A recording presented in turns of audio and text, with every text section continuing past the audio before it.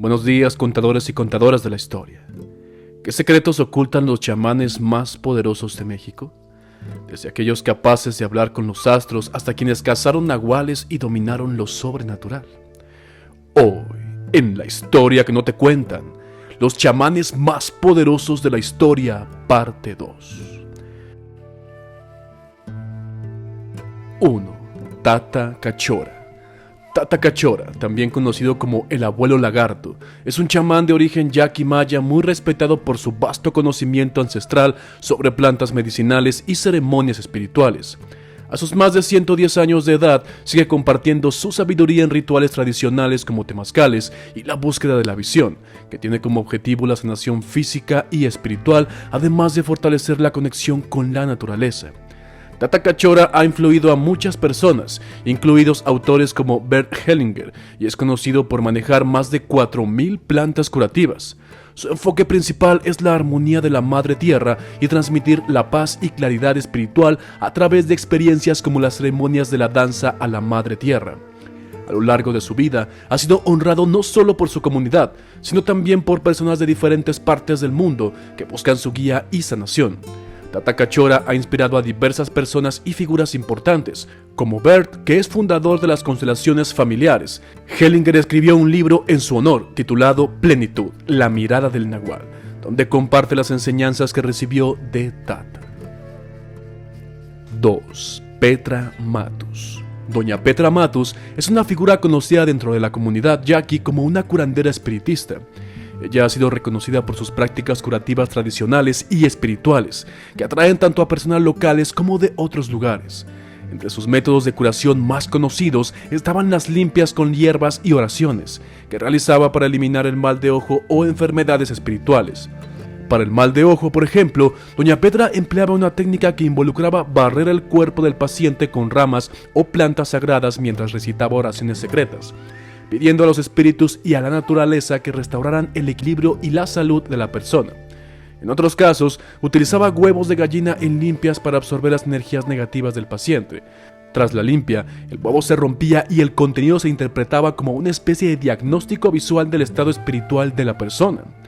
Doña Petra también recurría a baños con hierbas especiales y rezos, prácticas que se consideraban poderosas para alinear la energía del paciente con fuerzas benéficas.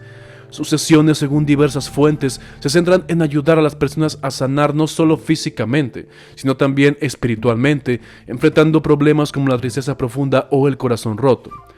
En un caso nada curioso para seres iluminados como doña Petra, es que parece conocer muy bien al expresidente Andrés Manuel López Obrador, pues en su última visita a Sonora la saludó efusivamente. Su conexión con fuerzas invisibles sigue siendo un enigma que pocos logran descifrar. Don Panchito el Maya. Don Panchito era de origen maya y vivía en un pueblo pequeño del centro de la península yucateca. Don Panchito utilizaba por lo menos 3 técnicas de meditación. La primera de ellas era la observación atenta de los fenómenos naturales cotidianos. Me refiero a la observación del amanecer, del anochecer, de los movimientos de los animales, de sus propios procesos internos, de los cambios de luz, de los movimientos de su hamaca al mecerse en ella, etc. Don Panchito era capaz de mantener su observación durante horas, atendiendo a los mínimos detalles de la misma. La segunda técnica de meditación que utilizaba era la observación atenta a las estrellas en las noches. Durante aproximadamente 15 minutos, él escogía alguna zona del firmamento estrellado y fijaba su atención en esa zona en una postura de relajación, dejando que penetrara la información estelar en su interior. Acto seguido, don Panchito se dormía y en la mañana recolectaba sus sueños y a través del contenido de los mismos podía observar sus propios procesos y era capaz de utilizar esta información para ofrecerla a algún paciente. De hecho, la técnica de observación estelar en el subsecuente análisis de los contenidos oníricos los utilizaba don Panchito cuando algún paciente venía a consultarlo y le pedía específicamente un acto de adivinación en su futuro. La tercera técnica consistía en la que él denominaba hablar directamente con Dios. De esta técnica, lo único que se puede mencionar es que don Panchito ponía énfasis en que el sujeto del desarrollo debía aprender a establecer un diálogo directo con Dios y mantener este diálogo sin intermediarios. Tal vez la respuesta a su don estaba escrita en las estrellas. 4. Pedrito Jaramillo. Don Pedro Jaramillo, conocido cariñosamente como Don Pedrito, era un curandero que se estableció en la zona de Los Olmos, al este de Falfurrias, en Texas. No tenía capacitación médica, pero curaba a los enfermos con remedios caseros que incluían hierbas, verduras, lodo e incluso agua. La historia de cómo Don Pedrito consiguió su poder sanador es muy peculiar. Estaba en tanto dolor que no halló más que ir a donde estaba el río. Se puso agua y de ahí se puso el zoquete, un trozo de madera. Jaramillo aplicó este tratamiento durante 3 días y 3 noches, y en la última noche escuchó la voz de Dios diciéndole que desde ese momento tendría el poder de sanar a la gente. La primera persona a la que Don Pedrito sanó después de adquirir sus poderes de sanación fue a su patrón. La voz se corrió rápido y pronto. Cientos de personas visitarían el jacal de Jaramillo. Algunos le enviaban cartas, todos en busca de una solución a cualquier problema que tenían, tanto físico como espiritual. Aunque muchos consideraban a Don Pedrito Jaramillo un santo, él no lo es. De hecho, la iglesia nunca lo ha reconocido como tal y, a diferencia de otros curanderos, nunca cobró por sus servicios. Se menciona que el dinero lo aceptaba para comprar harina y frijoles y café para la gente que venía y se acampaban afuera de su jacal. 5. María Matos. Fue una renombrada curandera de la tribu Yaqui, famosa por sanar a miles de personas desahuciadas por la medicina convencional en el poblado de Bicam, Sonora. Su historia está rodeada de misterio, y en una de las pocas entrevistas que concedió, compartió que San Jorge la llevó en un sueño en un caballo blanco hacia Jerusalén, momento en el que descubrió su don de sanación. Desde los 10 años hasta su muerte en 2015, a los 97, se dedicó a aliviar el sufrimiento ajeno. Durante su vida, María eligió comunicarse en yaqui, limitando las entrevistas y alimentando la curiosidad sobre sus habilidades. Testimonios afirman que controlaba el poder de la oración y los elementos naturales, extrayendo clavos y cabellos de los cuerpos de sus pacientes, que consideraba causas de sus dolencias.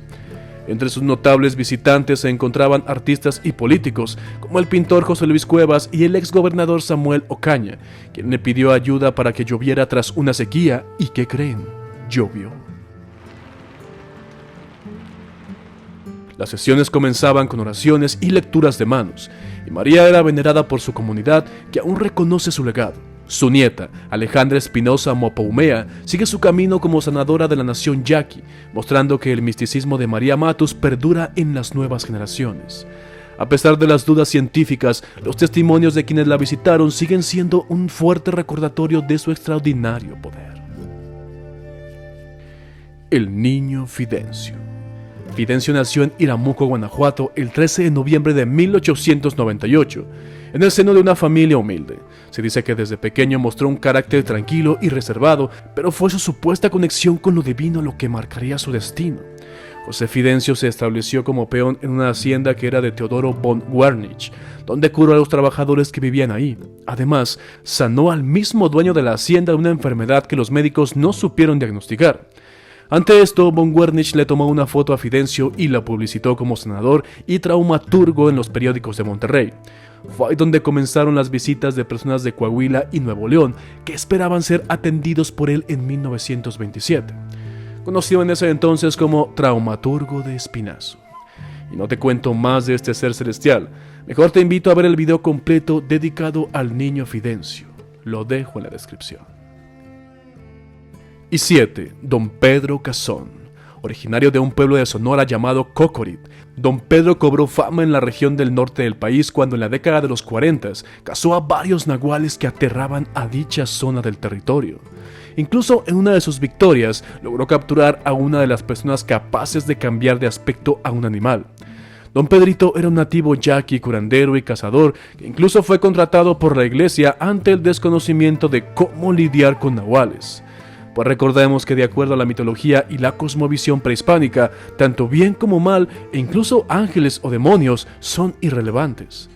En esta imagen lo ves posando con los restos de uno de los nahuales que supuestamente cazó.